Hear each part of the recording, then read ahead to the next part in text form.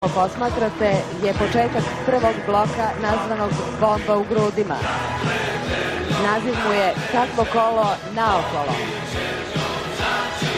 Inače to u ovom trenutku piše i na semaforu, sa koga ćemo vam povremeno čitati aforizme.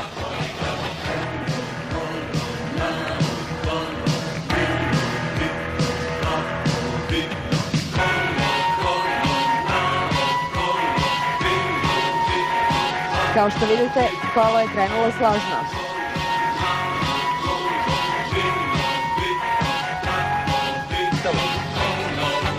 Ali nešto počinje da se dešava. Dobro, gde je to ono složno kolo na početku? Zašto se kola jedno po jedno polako odvajaju? Evo, Srbija se odvojila, pa Hrvatska, Bosna i Hercegovina.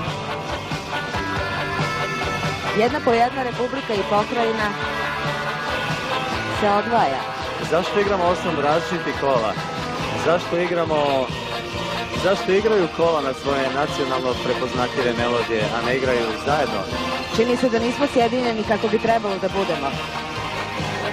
Ovo shvatamo kao upozorenje, doduše razigrano i raspevano, ali ako je spolja gladac, unutra se borimo sa 8 notnih sistema, a takvu partituru je teško složno odsvirati.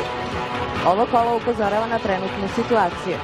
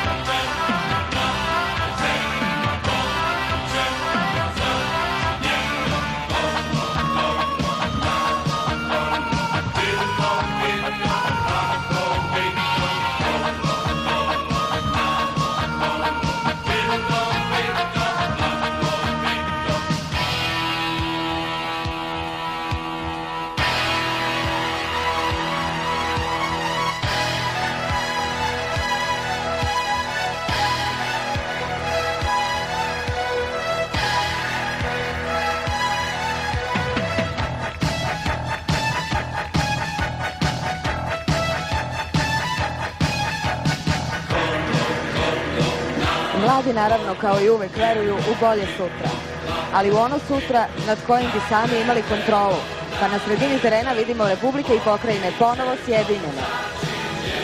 Posle rasvetog kola, eto ponovo svih nas, Jugoslovena zajedno, to treba proslaviti.